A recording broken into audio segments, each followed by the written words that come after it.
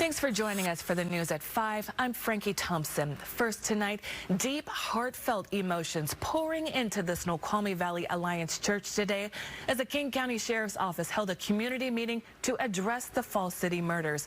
Yesterday, the 15-year-old charged in the case made his first court appearance.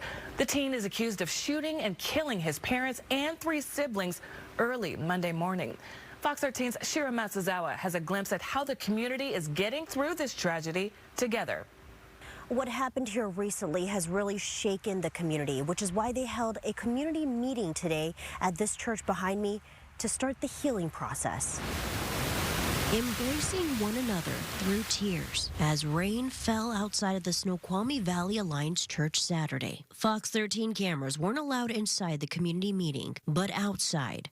Our cameras captured moments like these. I'd say there's just an air of sorrow over the room. The King County Sheriff's Office partnered with the church to give the community a place to process, reflect, and heal after a 15-year-old boy was charged with shooting and killing his parents and 3 siblings in Falls City. And nobody sees a tragedy like this coming. The circumstances I think we're all trying to process. As you can imagine, it is just a senseless, heartbreaking, tragic loss. And the question of why is on the front of everyone's mind. How do we as a community not spin our wheels on the question of why, but move forward, focusing on hope and focusing on one another through a hard time? Pastor Bailey Button says Saturday's meeting focused on just that, moving forward and what that road looks like. This is a tragic, senseless loss and situation, and there is seemingly no hope in the midst of it, and yet we as a community have an opportunity to lean on one another maybe more deeply than we've had to before. Every community, they're going to be resilient, they're going to work through it, they're going to stay together, and I think it's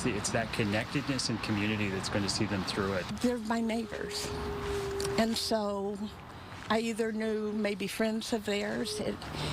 They're just still part of the community, and I grieve for them and the extended families and the little survivor.